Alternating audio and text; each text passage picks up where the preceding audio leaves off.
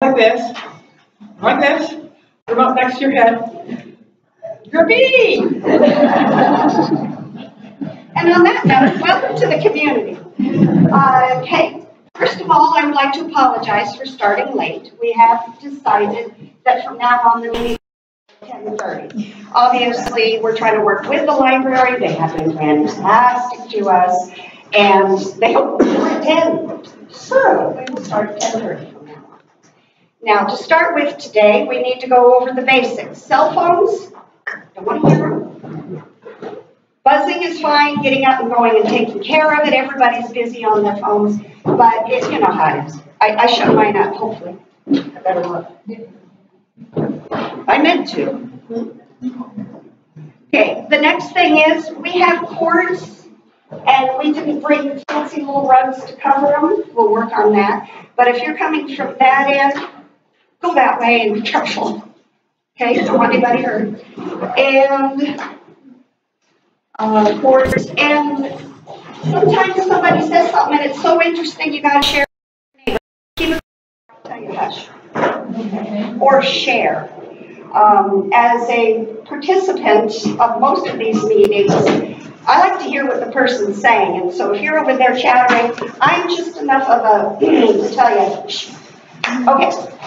Now, welcome, and today's main subject is on growing plants for bees. We have a young lady, BJ, thank you, you back up, who is going to give you an interesting presentation on one of the ways to grow plants that I've never heard of. And if you catch BJ later and ask her about the native pollinators, she is a delight, full of stories on the native pollinators and how they behave. And I don't have that experience, and she just lights up. It's so cute. Okay, let's get serious. Come on in, lady. And did everybody get one of the planting your program? Excuse me, you guys.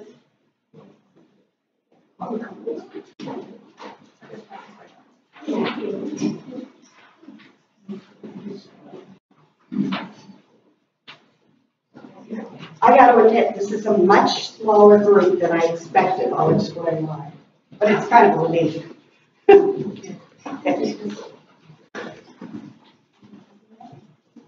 So, as we often do, we're going to start with a reading from the good book. And as it turns out, I have the old Song of Increase by Jacqueline, who is with us today, by the way. And it turns out that this paragraph is not in the new uptakes, but I like this. One becomes a better beekeeper by letting a bee be a bee. If there was a way to put that across the sky, I would for the beekeepers. Because that's the hardest thing to do, is to not open the hive, to not try to figure out what's happening and change it, but just observe. If everything is done in service to that, the bee, the life force of the colony grows and the hive thrives. How can we give bees an environment that allows them to have the ultimate and the most advantageous experience of living in harmony with all of their purposes? When we satisfy that question, we will have returned to our sacred partnership with the honeybee. Thank you, Jacqueline. I love this. It is in the new book, too. I couldn't find it in the same place. Thank you. Now, she started it. Everybody join me in a hum. You'll see why when you do it.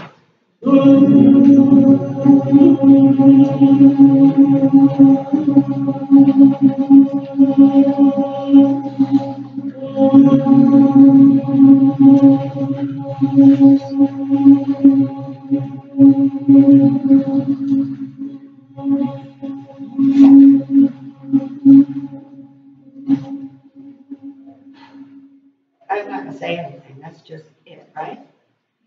So the way I got into bees was Susan called me up. She asked me to help her put weeds in her yard.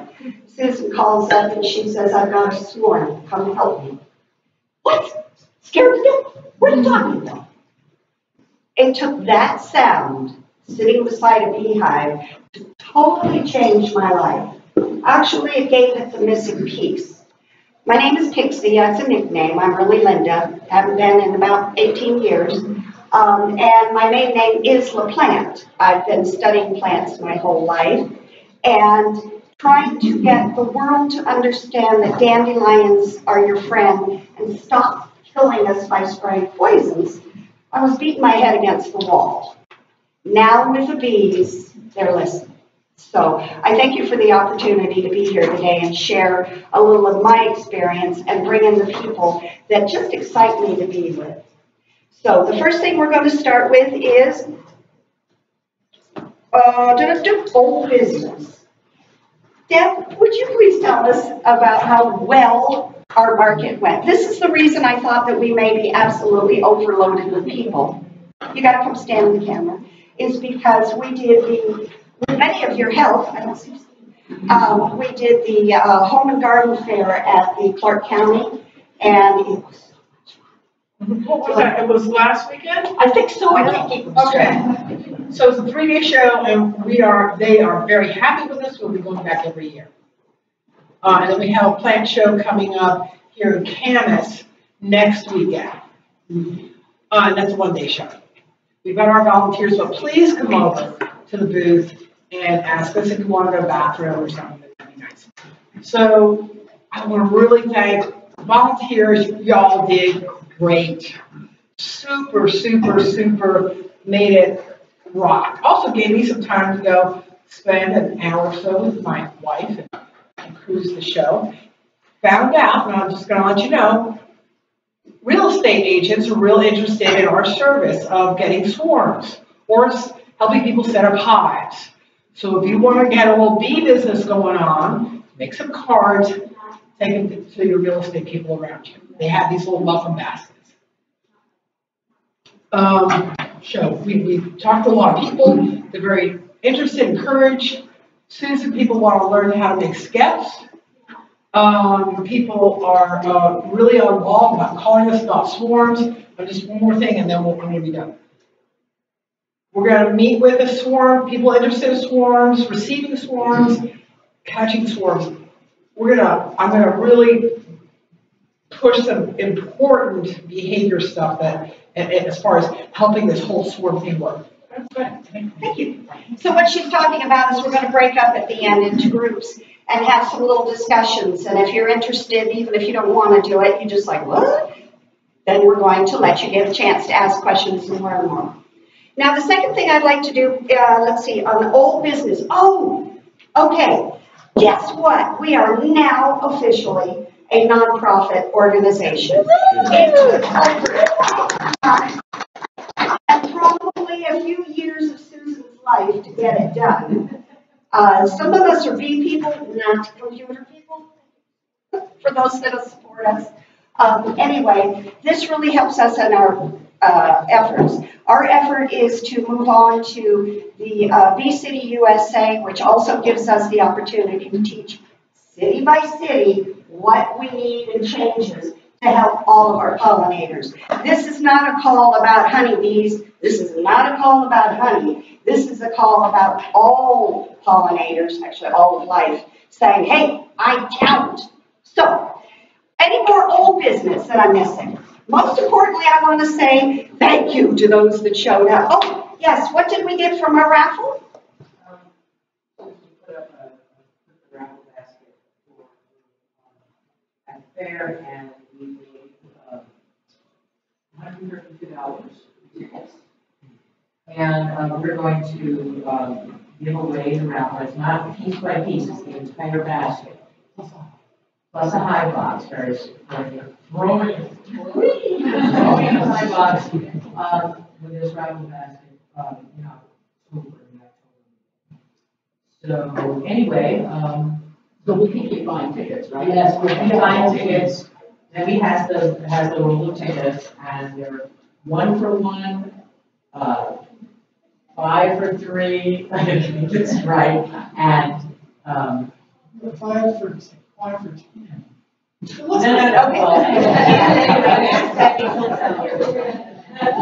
Okay, in case Discount for buying more than one. In case our listeners, by the way, we're international, so there are people all over that will participate in watching this. So because it was a little hard to hear, at the fair we have a basket of bee products, which also includes one of Barry's bee hives that we're raffling off in October. We have already brought in enough money to help 100 and something, yes, Thea?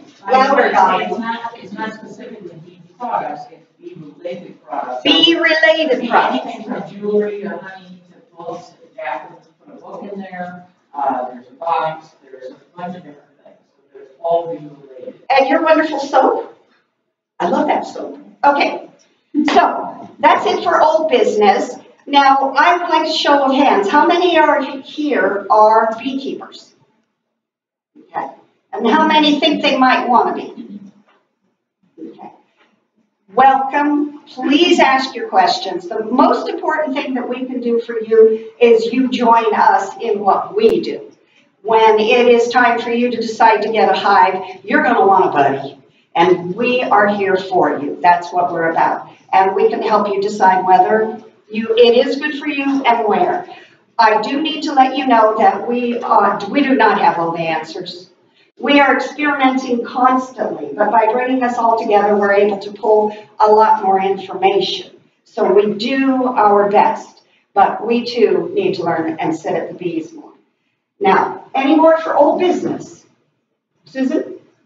Yes, this is just a little tiny quick poll I wanted to conduct. Those of you who are here today, who are kind of like new, who found us through the website?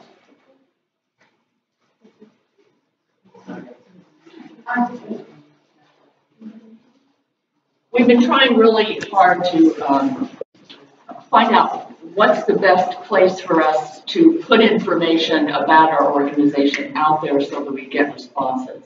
And we find out, we've been doing like a Facebook thing and bee forums, but now we're starting to explore like the newspapers and public service announcements and articles. So who found us through the website? Okay. Who found us through the Facebook page? Okay.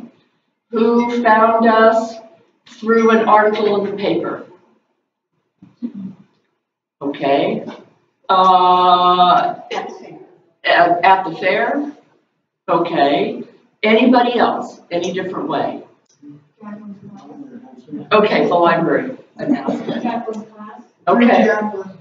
Okay. Okay. Okay. That helps us all along. Now I think it's time to let Susan answer our questions on these. Does anyone have any problems or observations that they would like to share that is happening with their bees? And you have questions. We have people that might have an answer. Please repeat the question. Sure. I'd like to, this is the time when we usually ask about the state of the union, that's the state of the unity of the hive. So is anybody having any specific issues with their hives right now or questions that you're up against with your bees? And swarming season is kind of crazy time. Okay. I have an observation. Please. It happened, one of these things, I guess it does work. Remember last year we were talking about, you got the tunnel going into your hives? Yes. And I made a little tunnel piece to put on the... Yes, so we have a bee gauntlet. Yeah. Bee gauntlet. Well, what I did during the winter, I had a mouse problem getting in my hives, so I put a little piece of quarter by quarter screening on there, just to keep the mice out. Well, I've left it there and I found out it's a great yellow jacket deterrent, because the bees can't fly through that little quarter-inch grid. They have to land and walk in. And I've seen 2 or 3 yellow jackets land and decide, no, this is not a good idea. So between your idea for a tunnel and that little quarter by quarter piece of screening, I don't think I'm going to have any yellow jacket problems inside the hive this year. Great. Yeah, but just want to pass it on to people. Or if you get a picture of it, let me know, and I'll post it up on the website. Yeah, what Bill Avery is talking about a modification to these tube entrances that we're really promoting. We find that if bees have to walk through a tube to get into their hive, they essentially have this bee gauntlet. It's totally lined with bees all the time. No yellow jacket can break into that. And so the entrances on most hives are this little slit at the bottom, and it just takes the yellow jacket one duck and he's in. And here in that tube, that's where the guards hang out. Nobody goes in. I've actually seen yellow jackets thrown out of the tube, like bing, it's like whoa. So they work. And Thea in the back of the room has brought a whole container full of the wonderfully cut up bamboo tubes. So what we're saying is retrofit your hives. Just get a drill, get one that'll cut you a hole in there, pop that sucker in, and then when yellow jacket season comes, you won't be asking any questions. There we go. Our swarm collection boxes that we made last month really work. Yes. Ginger caught a swarm with them. Yes. I caught 3. So they're going right to those little, and I just hang them so they're very visible in trees. We've got these 2 clamshell pots of this recycled paper that we put together with 2 zip ties. And my God, and then I squirt some Swarm Commander. I am now sold on Swarm Commander. You can get it on Amazon.com in a little squirt bottle. Wowza! Just squirt it in, the bees come. So, yeah, and but we both had that experience. We got bees hived, and they left the box and went back up to the main box. They said, give me that Swarm Commander. So spray it in your hives too. So we found that that's a successful, cool thing. Is there any reason not to spray Swarm Commander into the hive you're putting them into? No, it's a great idea. We're just like kind of learning as we go, and now we've learned that one. Swarm Commander, yes. Yes. I know that there's primarily lemongrass oil, but they might even have some dilute queen pheromone or something in it. It's a proprietary blend. And yeah. However, this isn't quite just like a single drop. This is like a mist. There. And that's one is all you need. Yeah. Question? Change the topic a little bit on the hive itself, before you hive. What did you do to block off the bottom holes? I left them all open. I just took wine corks, shoved them into the top holes. I put a shower cap over it and pinned it so it would be waterproof. I left all the bottom holes open. I cut an additional square hole into the body of it. That's where I spritzed the Swarm Commander in. And, you know, I noticed that there's like visible gaps all the way around it because I just used 2 zip ties to hold it. They did not care. In fact, I'm getting one swarm out. I'm shaking them into the hive. Okay, you're out of here. I take the bait box. I run over and put it in the corner. I'm working with these. Whoosh, another group lands in it. It was like, whoa, those are pretty good. So hang them up. They do work. We actually know that now. Okay. It is true. We are going to change the meeting to 10:30, so we get a chance for a half-hour setup. Today, after the meeting, if anyone would like to go to my house, I'll be going back to my house with Thea to do some work. And you're welcome to come over and see my bee setup, because I have several of Barry's hive boxes now full, and I have all 7 of my hives full. So there's an observation hive, there's Barry's hives, and there's all of my skeps. So, you know, and you can kind of see how I do. So any more? Who's still waiting for swarms? Who's waiting? Okay, good. We'll be having that meeting. And that's done. Thank you. And good night. Donations! We're not allowed to take payments because we're in the library, but we can take donations. So please fill our coffers. We're poor and we need it. It's for the I will say that Susan lives about 5 minutes from here, so we're not talking just right here at campus. I don't know if you're taking time to look at these, but the lady that donated these photographs that we're using in all of our literature. You've all seen pictures of bees, lots of them. I have never seen the love affair between a flower and a bee like this one captured. I just wanted this here because if there's there anything we can do to stay more in love with our bees? I'm sorry, Ginger. Okay, go on with it. Excellent.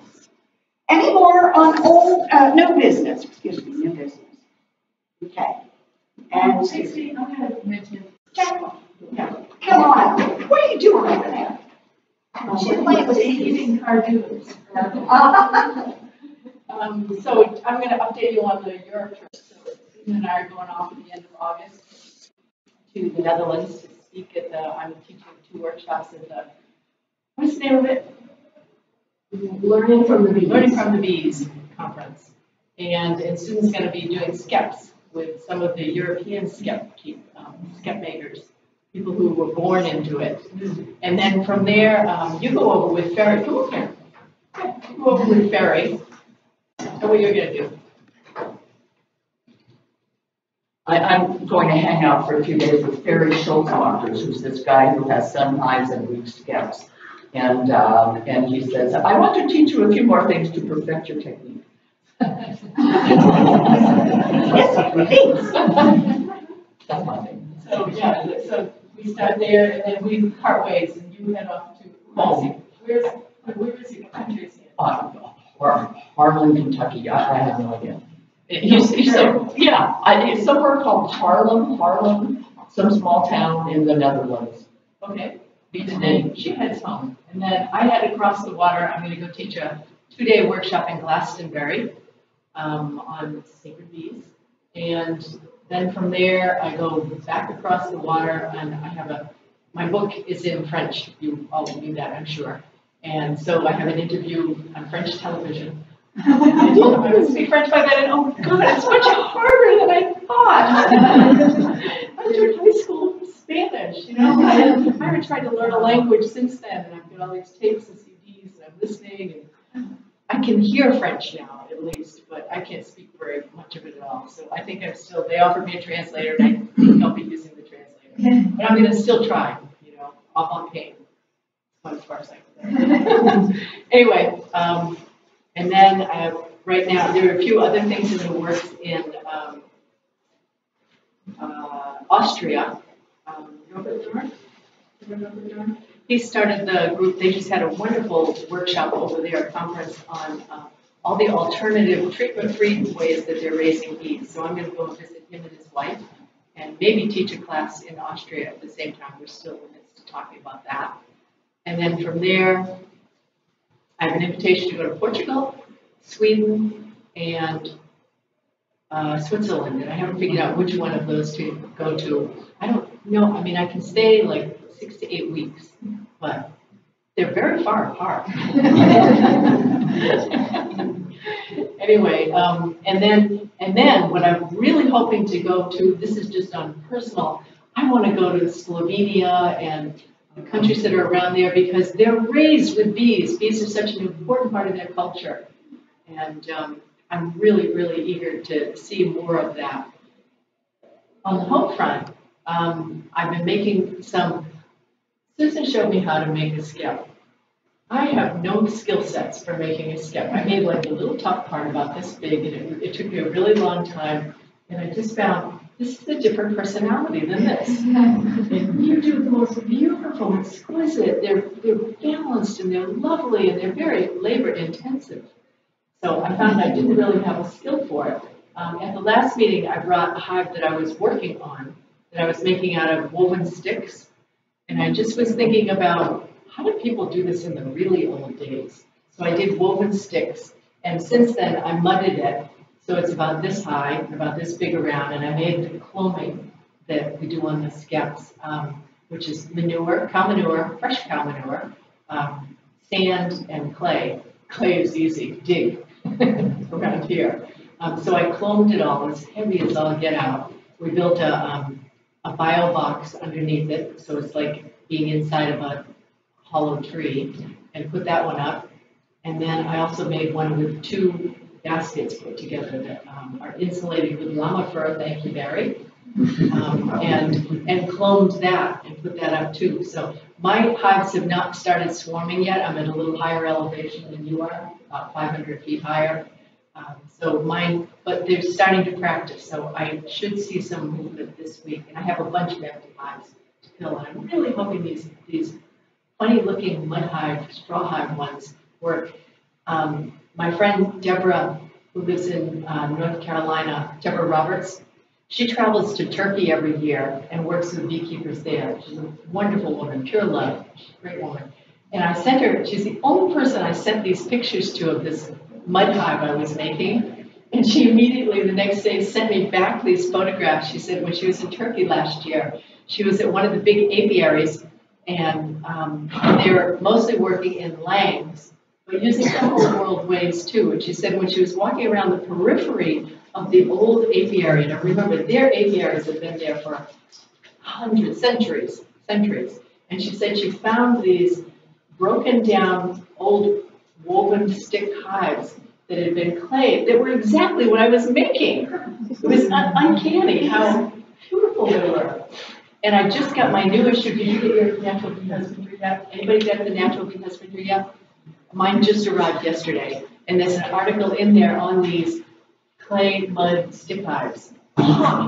So we're like moving along right at the right pace. And I'll keep you posted on how they do. This is, old world as they get. Anyway, I'm hoping to go to Slovenia and Turkey and, those places. I'm not sure which countries I'll pick yet. And I'll be taking lots of photographs and interviewing lots of people. And you will definitely be hearing about what people are doing, not in the USA, over on the other side of the pond, what people are doing there. I'm not so interested in new ways. I'm very interested in the old ways. So that's an update. Awesome. And I have one more just to say. The small thing that was stressed here, right? Small hives, lots of swarming. That's healthiest for bees. It's a great varroa treatment. So this is my, second or third year in really intentionally small hives. So I started in the spring with 3 skeps and 1 cathedral hive. And in my yard, I have had since the 20th of April, 14 swarms in my yard. Okay, so it's fascinating to see how bees behave in these smaller boxes, because some of the groups go out queenless. They just go out.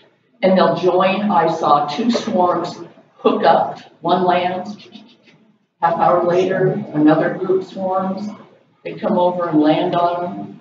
They sail off together. Some of these swarms have 4 queens in them. Some have none. Some of them just move from spot to spot in the yard, just little clumps of the bees. So I'm thinking that part of what might be happening is they go off for population density issues, and then they look for other hives to move into. And I've been reading recently that also the queens do that. When there's a whole lot of virgin queens in the hive, and certain virgins are being chased, and the other reigning queen wants to dispatch them, they leave the hive. And they're looking for someone else to join up with. So there's all this other activity that if you just had big hives and were just watching them, you would not see that in your yards. But I'm able to see that with these small hives. And I feel like the first-year beekeeper all over again, because I'm having to learn. There's so much more to know about what do they do and how happy they are in these tight, packed little boxes, and you think, I wouldn't want to be in there. It is crammed. Evidently, they love it because the queens that have come out of those hives are fat and glossy, and the bees are like honking, and it's like, oh my gosh, Thomas Seeley, who'd have thought he was right? Please tell us about the honey queen that you got to observe. Where do we see that video? At the next month, I have had an experience in my yard in this last week where on 3 different days I'm watching this queen in this one hive come out and stroll across the face of the hive. So of course what do you do when you first see that? You grab her and you throw her back in the hive. Phew, save that from disaster. The next day she's out there again.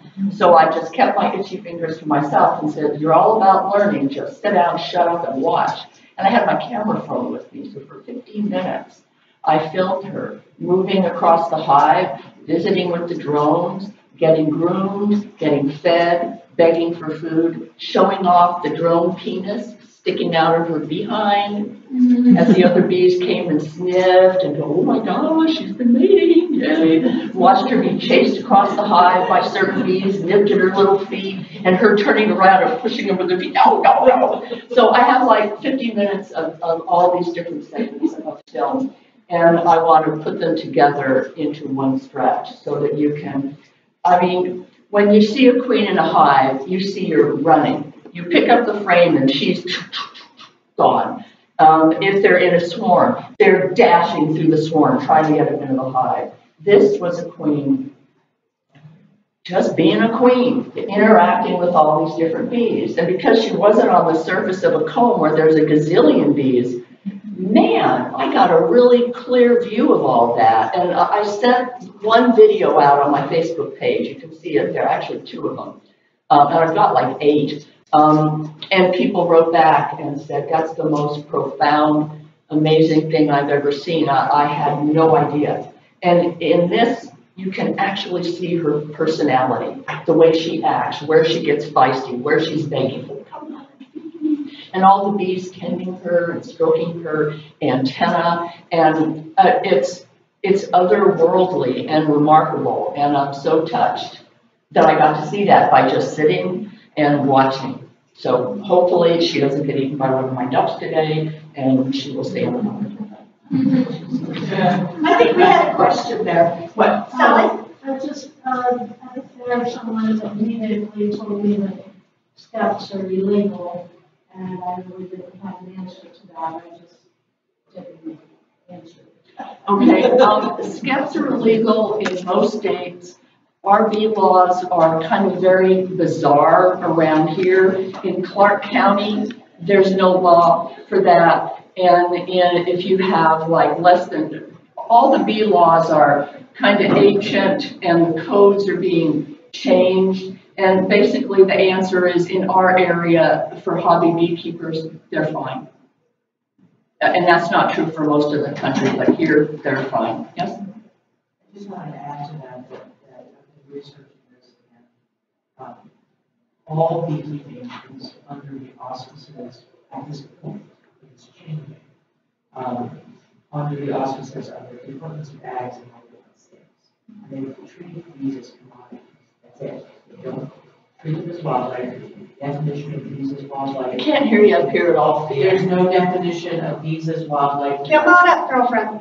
They're not treated as Okay. wildlife, but this is something that we've been looking into because we're interested in getting an intern for this group from a legal standpoint. And I'm going to bring looking into that at Wilson Park and other places so that we can see how that is the case in other places. It's possible that there are other models, and one of the places that there is another model is Canada. So we're looking into it, but in Clark County, it's okay. Can I ask, why would a skep be illegal? Because it's much easier in areas where they have inspections to have removable comb in a lang. It would be harder for an inspector to look at a skep. So they just say, no, we don't want anything where we can't just pull out the combs and look. Is that true in Oregon too, the laws there? Yes. Or steps? Okay. And you know, frankly, I would do it anyhow. I just would. And it's a bee habitat. It's just sitting there in my yard. The bees are coming and going. It's, you know, that's like, well, it's like if they were in a log, nobody would be inspecting them up there either. They're free. They're wild. They go out where they want. So it's like, what's this bit about, you know, you can't have them in any place, you can't manage them. They're all over the environment being not managed. So I'll have a few unmanaged ones in my backyard. Any more questions? Yes. If there's time, I've had some pretty big things happening in the bee world in my backyard in Portland and various Bill, you came over and stuff. So if there's time or, you know, if there's a place for it, I can talk about, you know, swarm and the tree hive that have been developing and swarming at the cottage. Sweet, okay. We'll get to the ones that I promised, and then I would love I've to. just been a little shy about putting it on Facebook, but I probably should just do that in our group. And then. I understand. It doesn't matter what you do, you're gonna find the haters, so just do it. They need something to complain about. Well, I'll do better. Okay. Anything else on that? All right. So next I would like to bring up Gail. She is a web designer. She is Barry's sister. She's the one that, Barry is the gentleman that is making the hives that we are literally experimenting with to see if we can find what the bees need. These will be offered for people to put on their properties up high in a tree and leave it alone. So that's what Barry is making for us. That's Beehaven. Beehaven, yes. Gail is going to explain to us what she's up to and what she's offering us as a group. So, Gail.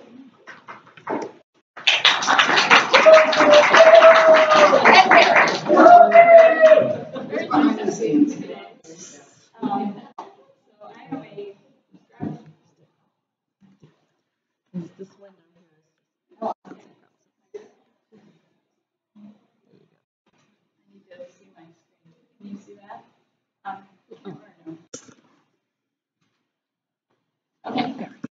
So, I am representing, I'm not a beekeeper, but I just adore what you guys are doing. It's so crazy. Yes? Speak up. Yes, I'll try and speak up. Older, hard to hear. Okay. Okay, I'll just, okay. That's the way. All right. I'll just yell about bee call. So, anyway, like I was saying, I'm not a beekeeper. I'm not in an area that would even like that, but Where are you from? Phoenix. Okay. So yeah. So they probably think they're all Africanized or something, which I don't really know. I'm just beginning to learn about bees, and I've been here for 2 days, and I've learned so much about bees. It's just crazy, and I'm just in love with it.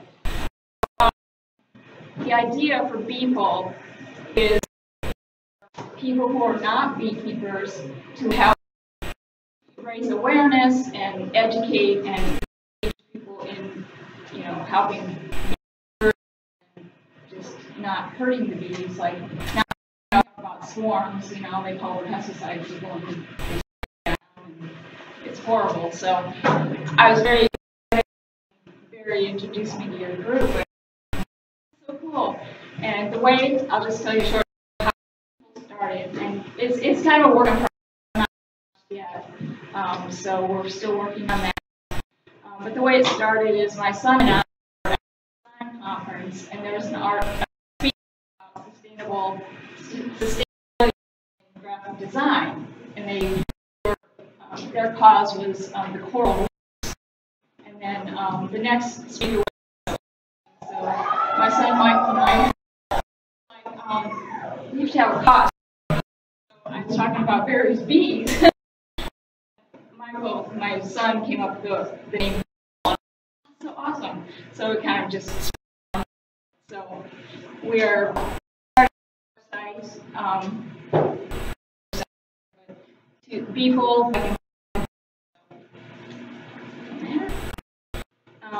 So we have a mission statement and core values, and they're not in stone yet, but it's just kind of like a community to raise awareness, education, and support bees and keep. I kind of like that. So I like feedback from you guys because that's what you do, and I'm learning a lot. So the value statement, kind of like so be the world's greatest advocates and resources for bee conscious people and organizations by creating local communities and an online presence to spread minimally invasive beekeeping methods. So our deal is just to be kind of link like your groups to groups in Kentucky or whatever. You were mentioning the scout thing, being able to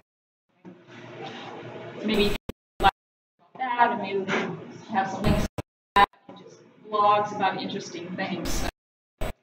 And then the next one, our core values, spelling out people, be kind, environment, protect the hive, global change, and then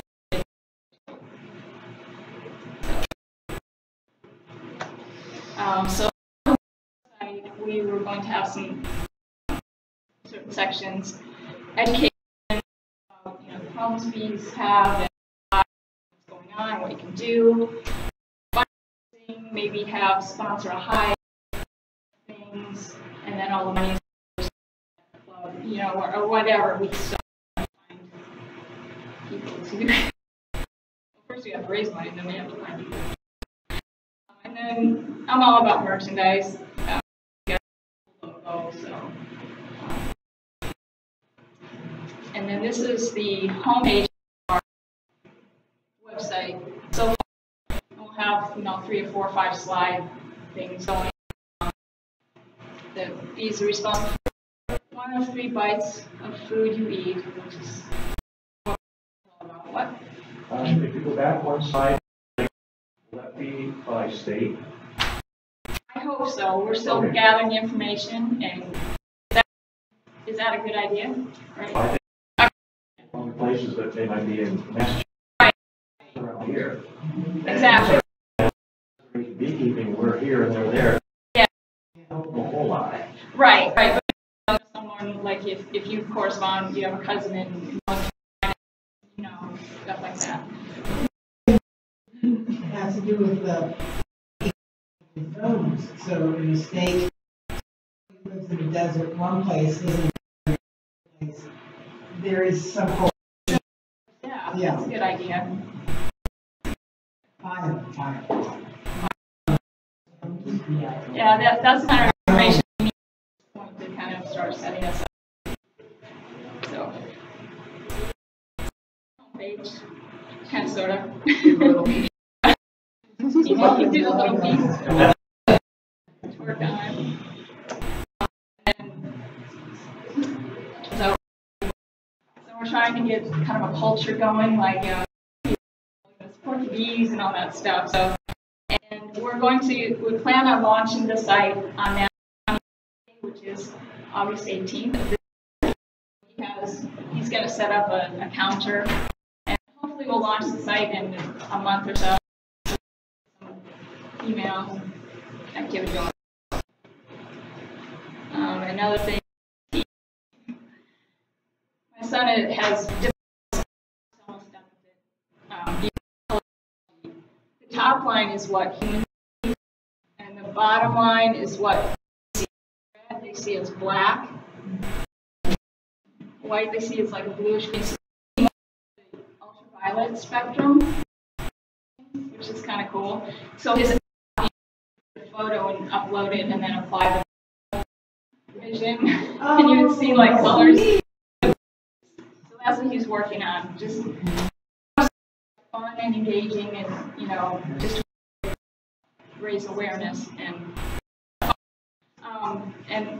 article that we'll probably post a link to is Claude Monet in his latest cataract surgery, and studies say that he painted with more violence after that, because when they removed the cataract at that time, 1820 or 1910, they didn't replace it like they do today. So it left the more open, so he could see more ultraviolet. So there's an actual condition that some people can see more ultraviolet light. So he was a beeple. I thought that was an interesting story. And then we've been developing merch, so we'll probably put it on Zazzle or something. Upfront cost for now, but t-shirts, we have pins and sets, and more t-shirts like the Queen Bee, stuff like that. Just trying to keep it and lighthearted. 1818 our launch, and I don't know if that's glucose or fructose. It's basically what honey is made of, so it's bee puke.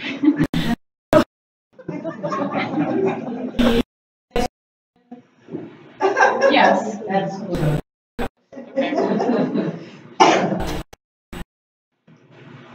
And then just have help. So I just want any input from you guys.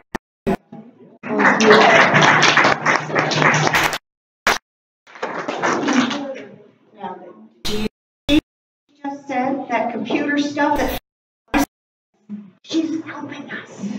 So, do we have any questions, or what I'd like to do is later on afterwards and give ideas so that they come up with more things, whatever you know.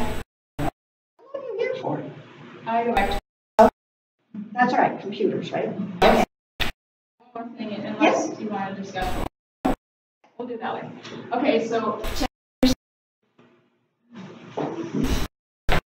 marketer. I didn't hear. Sneaky. People are stupid stuff. I got it.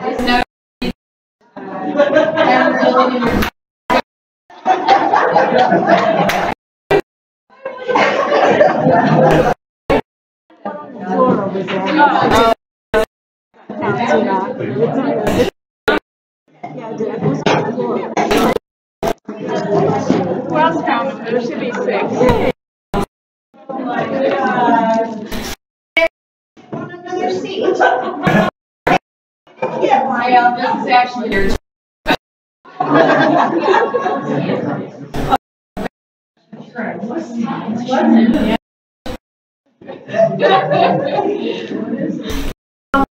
So failed to mention that it has produced all of our logos and said, okay, we're going to do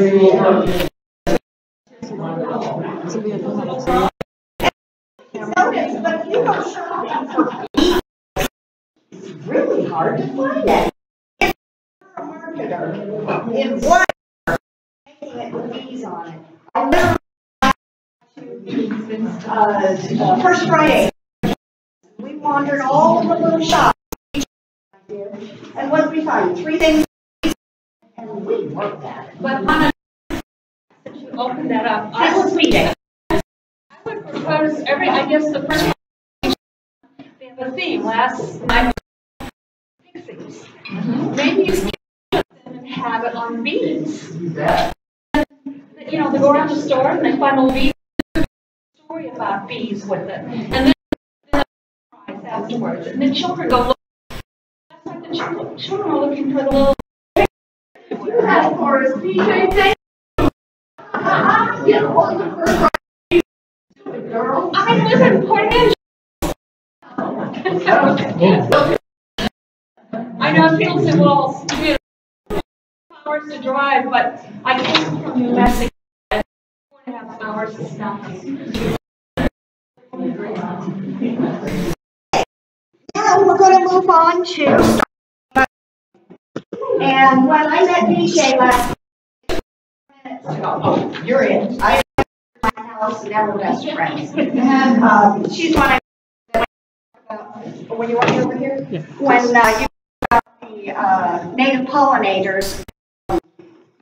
It's so cute.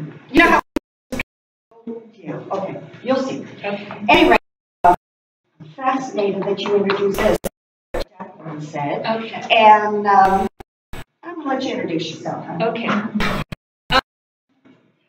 First of all, books not on bees directly. It's connecting to nature and having nature part. So what I have, it started for on labyrinths, and I did history on it. And then I ended up making the 3 bee labyrinths for bees, birds, and butterflies. So I'm going to show you history of the labyrinth and talk about some ways you can make this for you. It's really fun. It doesn't matter whether it's small or large. If you don't have space, if you don't know what a labyrinth, you'll know it. And you can do spirals. So anyway, but before I start, I wanted to share a few books that I think are marvelous books. This one is all pollinators, and it's written in science, but it doesn't matter. Stories are everywhere. Just say the titles and the authors because there's. Okay, Pollinators by Stephen L. Gary Paul Nahad. This is another book I acquired recently, and this is biology, this is geography.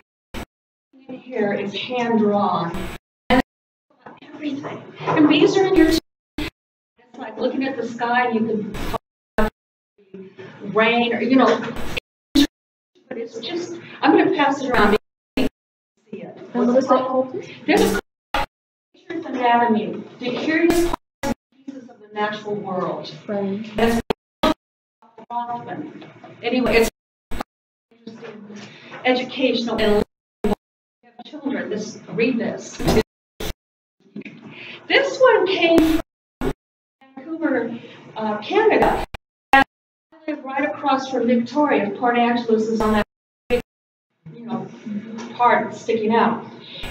And she is to bees, and she has a membership, or I guess an organization that run with bees.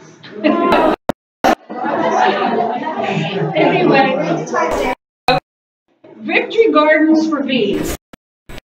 Do-it-yourself guide for saving the bees. And she has gardens in here, and they have plants when they're along, if they're deer safe or not deer safe. I have to deal with deer. And so that's in here. And it doesn't matter whether you live in Phoenix or here. There are flowers. One of my favorite flowers in my garden, and the yarrow is a good place for the butter. They need a flat one. So, yarrow's here. It's growing wild in my. So this is a really fun book. And then I left New Mexico in September. I was on my journey to learn more about bees, particularly honeybees. So I took some classes at college in California on beekeeping, and I learned a lot. Also, I recognized that because there's some things for now, and they were great then, not here, but he's so connected to me. He has a wonderful book that was translated from German about bees. It's fantastic. So the class was great, and then I did permaculture focused on, but I'm not a permaculturist. But anyway, this book came from the museum in California. They had a whole show for bees. And it was translated from Poland just about a year ago. It's the only book that they ever produced. It's bees, the honeybee history. But I'm just going to open up a random page. Let me get you one that's, here's this one. Anyway, he's got stories of histories of things.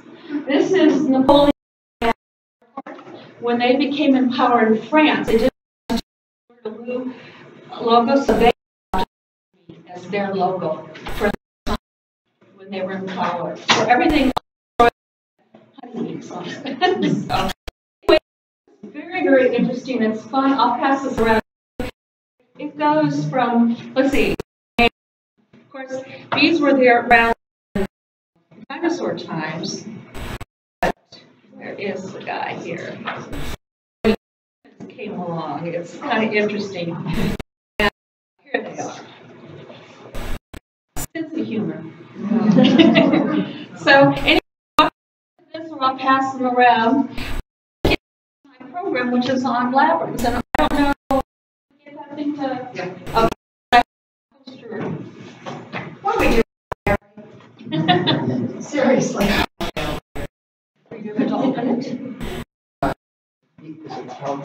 I have.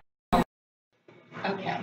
Jacqueline, you oh, good. Now, can you bring that slide to? You have it? It's fantastic. It shows you other countries and how they deal with bees. I'm just blown away by this thing. Oh, you mean the Trees with the, with the bear? Oh, all right, you gotta look at this book. it's just, okay, so can you put it on the slideshow? Yeah. And then I feel, okay, there we go. Okay. This is always the first maze and a labyrinth. Does anyone? No? A labyrinth? Yeah. Oh, I'm sorry. Has multiple entrances and they complete. Labyrinths, you go in one way and you out the same way. So that's the main.